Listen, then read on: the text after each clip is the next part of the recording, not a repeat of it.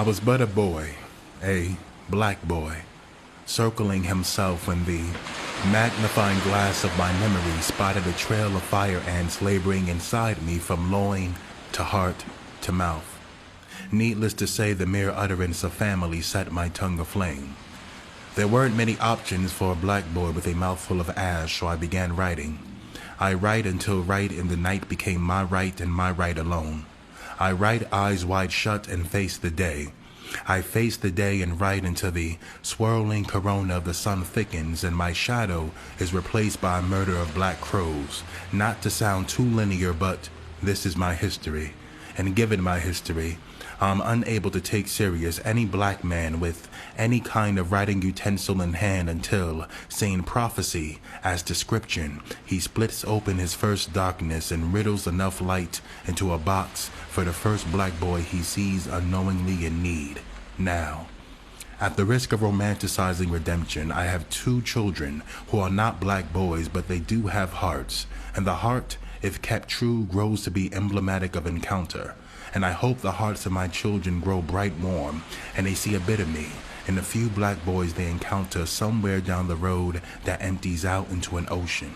And oceans are the Volta, you see, because one time, after realizing the sky is blue like the ocean, which is blue like the sky, I saw my escape and pressed my pen to the rushing current between prayer and mercy.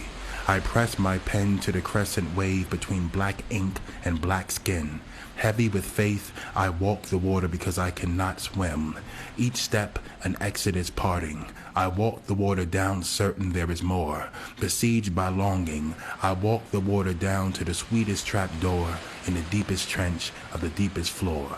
The beauty of the black male body fashioning its own freedom so close to earth's core.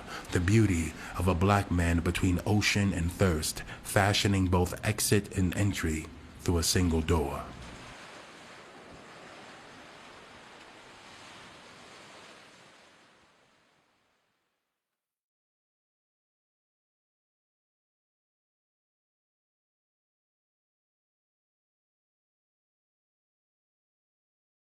To understand how I got here, you first have to understand how, for the black male body, the easy part is entering and exiting enough dreams, mouth open, speaking whatever language some non-black body allows it.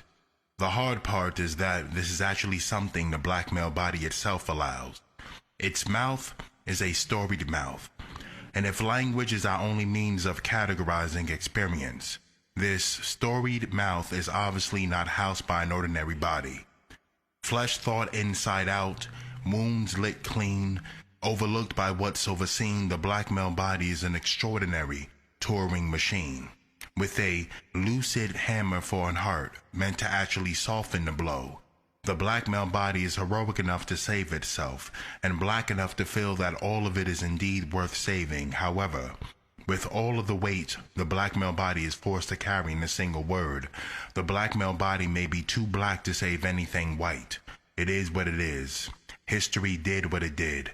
When facing white folk, the black male body is either too much camouflage or emperor's new clothes. I'm just saying. The water is one thing, but the bridge is another. I'm as black and male can appear. The Bible said blackness was the beginning, and I'm still here. I want to believe that someone in my own skin is here with me.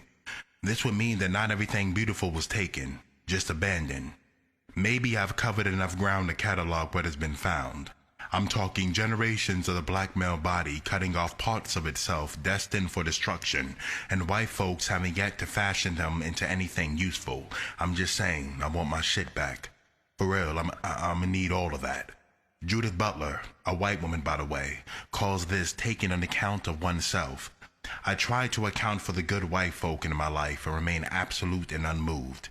I try to account for the white folk wanting to destroy me and remain absolute and unmoved. Yes, white folk wanting to destroy the black male body. White folk have destroyed the black male body. Frantz Fanon, a black man by the way, speaks to white folk having created the black male body for the sole purpose of destroying the black male body, and who would I be if I did not agree? Hence the proverb and psalm of the black male body disjointed, crossing over, and the black male body that crosses back. the black male body disassembled, crossing over, and the black male body that crosses back. The black male body dismembered, crossing over, and the black male body that crosses back. For me and mine is at least sevenfold, no less than 7 generations of push and pull in a land reckless and rancid with rationale, and here I am, John Gavin White. Ironic, huh?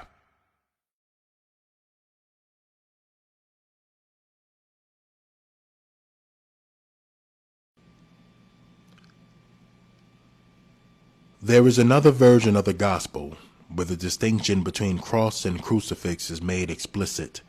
One is merely a symbol unable to accommodate the human body, while the other is a device created solely for human torture.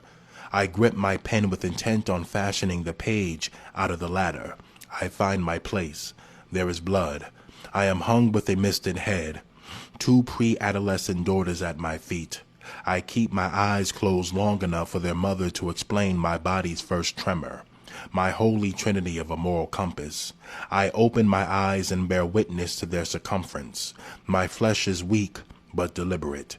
I once wrote to recognize the lives of my sweet daughters spawned in hopes of redemption. I now know the selfishness of such an act, and thus must fight my own collapse. I now write to free my children of me. The gentle miracle of a black man, capable of pronouncing each demon and obstruction by name. A black man allowed to rage and weep on both sides of the grave. The resurrection that follows him selling his own blood willingly. The empty rendered full when extending his breath is made a prerequisite to the most sable of sanctuary. The fullness of a black man who knows where he belongs and stays there. My daughters have to witness the page crucify me, so I can ponder new tongue and warm soil, come back and stay here, the God in me having done the same. Deicide, committing on the old for a new name. Heaven, accompanied by new sky. Hell, accompanied by new flame.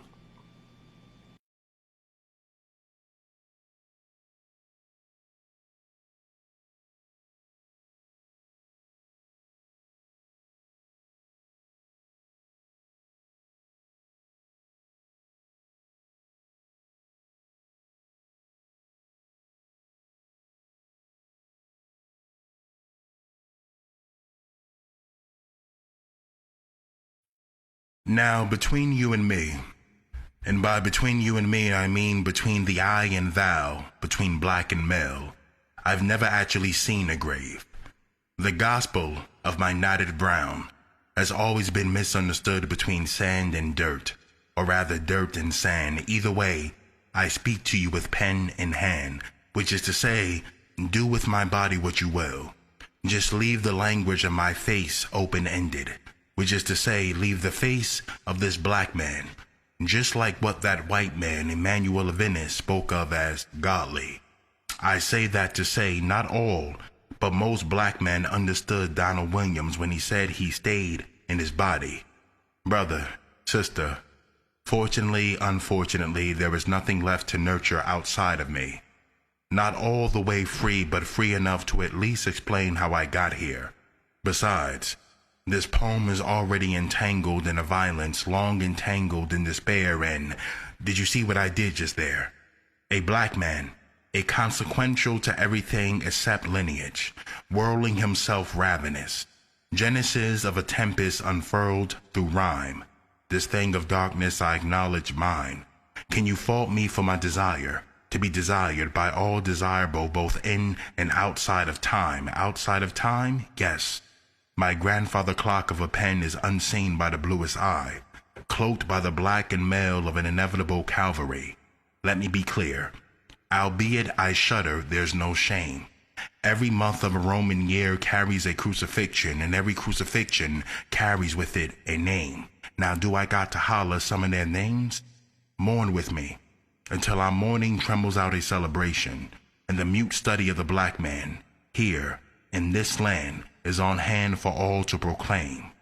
George Floyd, Saeed Joaquin, Yasin Muhammad, Tyrell Flex Flincher, Kwame Jones, Tyree Davis, Philip Jackson, Michael J. Rivera, Darius J. Tarver, Ryan Sims, Virgil Thorpe, Desmond Franklin, Dion Johnson, Maurice S. Gordon, Lewis Ruffin Jr., Vincent Harris, Calvin D. Shaw, Robert Johnson Jr., Henry Isaac Jones, Elmer L. Mack, William Dion Tolbert Simpkins, Zachary Anderson, DeMontre Bruner, Tony McDade, Aaron T. Booker, Alvin Cole, Samuel David Mallard, Jeremy Grayson, Leonard Charles Parker Jr., Claude Washington III, Gavin Webb, Jonathan Lee Webb, Kelvin White, Kamal Kobe Edwards,